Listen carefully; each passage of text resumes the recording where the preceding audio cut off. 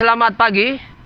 Pada video sebelum ini kita ada buat kongsi macam mana termostat dan juga air pandai kurang. So kita cek di sini daripada bypass leaking. Sekarang hari ini perkongsian dia yang kedua, masalah kereta ini ialah keluar cek lambang bateri pada mulanya pada time drive. Akhirnya kereta tu mati sendiri. Ini kereta punya hal lah. Ben ni. So apa yang kita kongsi di sini, apa punca tiba-tiba ben ni mati? Tiba-tiba. Kenapa tiba-tiba dia mati? Keluar logo bateri. Kalau ikut logo bateri mati, selagi bateri punya cas masih full, enjin masih stay boleh hidup. So current daripada ECU masih diperlukan, masih ada current daripada bateri. Walaupun alternator tidak cas, tapi sekiranya ada current bateri lagi, ada tinggal lagi, maka sepatutnya enjin masih hidup sehinggalah betul-betul bateri itu empty. Jadi isunya sekarang ini, bila kita cek betul-betul, rupanya alternator dia pecah.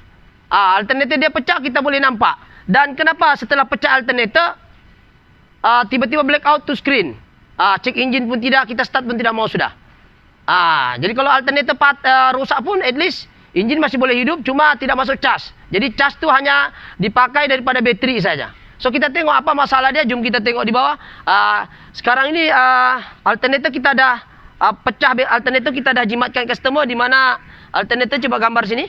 Alternator ni dari atas kita nampak ini alternator kita dah pasang, kita dah welding pakai pakai TIG punya welding. Kita hantar pergi specialist welding, iaitu alloy punya. So kita nampak dari bawah setelah kita welding untuk jimatkan kos customer. So alternator masih bagus, cuma terlepas itu dia punya nut saja, atas bawah. Okey, kita tengok bekas welding tu, kita dah welding ini kita dah pasang welding. Ada nampak bekas welding belakang kaki bracket bawah? Ni. Nampak ya? Ada nampak bracket bekas welding? Nampak ya? Ada nampak? Okey, isunya sekarang ni, kenapa dia tiba-tiba blackout? Alternator patah, sebenarnya dia touching dengan wire positif di sini. Nampak sini kameramen? Nampak ni? Nampak? Ni nampak ni, positif ni. Kameramen dari bawah pun boleh nampak kat sini. Ini. Ni positif ni. Ni. Ni wire ni positif. Dari bawah pun boleh nampak. Coba kasih dari bawah, nampak? Wire yang keras tu hardness dia positif pergi bateri. Ketika alternator ni patah, alternator ni tergantung sebab nut dia tinggal satu saja. Ini terlepas nut atas dengan nut belakang tu yang patah. Jadi tinggal satu saja, jadi akhirnya dia patah ke depan. Tertarik oleh belting ni patah. Jadi yang body ni, yang positif ni, oleh kerana tiada cover penutup di sini, tertouching di bodi kenderaan, menyebabkan fuse 100 ampere putus. So kita tengok fuse yang putus tu mana? Ini. Kita dah welding, kita dah jimatkan. Kita tengok sini fuse dia yang putus. Ini fuse dia terduduk 100 ampere, dia duduk sini. Ini 100, ini yang baru kita dah pasang. Coba fokus di sini. Ini 100 ampere. Nak keluarkan ni dia kena ada nut 10 sini, kiri kanan. So ini nut asal dia putus. Kita tengok yang putus ni. Ini putus dia nah. Putus.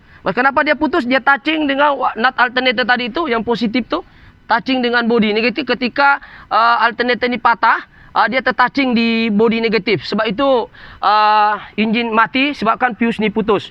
Fuse ni putus pula asbab daripada alternator patah, tertouching dengan negatif. Negatif adalah badan kenderaan, positif tu adalah daripada bateri alternator tadi itulah. Okey, jadi sekarang kita tengok tanda skrin tu sudah ada nampak ya. Coba satu orang pergi on dia, saya sambung sekejap bateri. Dia ada on. Okey, coba on kita on. On saja. Kita tengok skrin on dia. Kunci ada. Kita tengok.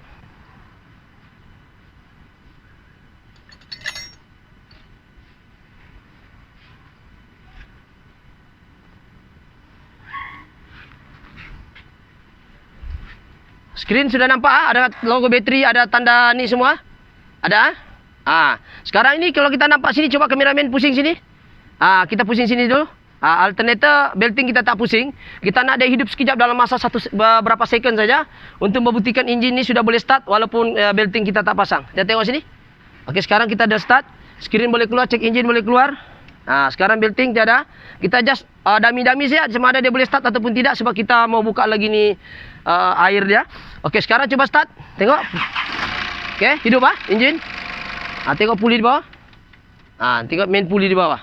Dari bawah tu. Nampak bawah tu. Start. Tu. Start Okey, start. Tangan. Ya. Jadi itu okey, boleh off. Kita sekadar mau tahu masalah dia sekarang tidak black out dan boleh start sudah.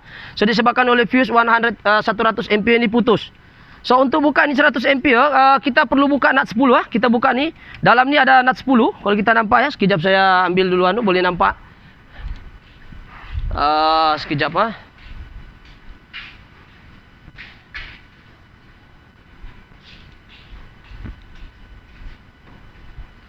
Okey, untuk buka nut 10 ni, yang lain-lain fuse ni macam 80 ampere.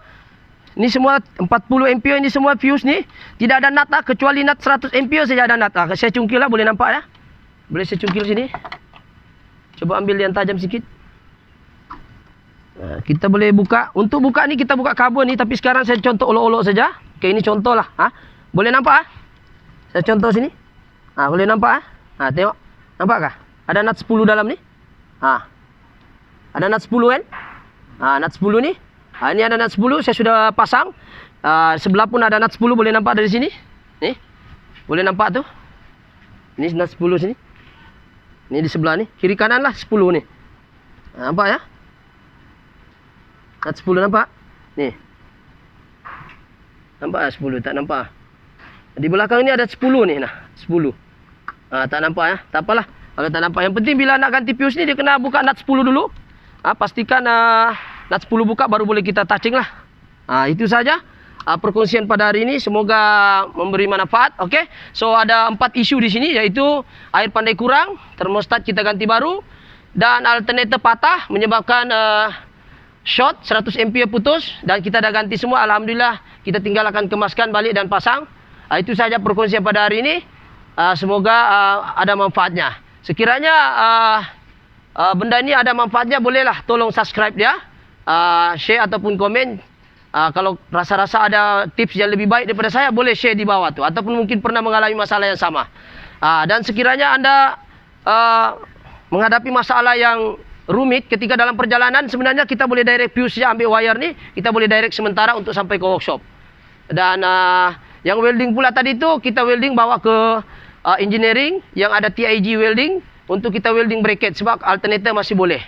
Cuma kena hati-hati welding, sebab TIG itu terlampau panas, dia takut rectifier itu akan rosak.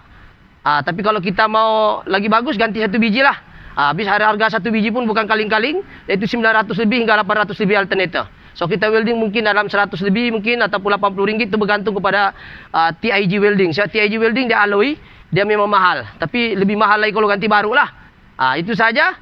Masalah dia sebenarnya kenapa alternator boleh patah, sebenarnya nut itu tertanggal ataupun longgar. Dah tinggal 1 nut. Asal dia 3 nut, sekarang tinggal 1 nut. Dan kita dah pasang nut semua 3-3 tu. Alhamdulillah, setelah welding, alhamdulillah kereta beroperasi dengan baik. Okey, jadi kita dapat menyebabkan kos, tak perlu ganti alternator, kita just welding saja. Cuma ketika welding itu kita kena buka kabel, ataupun pastikan orang welding TIG itu tidak terlalu panas, takut rectifier dalam elektronik alternator itu akan rosak. Okey, itu sahaja. Sekian perkongsian pada hari ini. Itu sajalah. Okey, terima kasih. Thank you.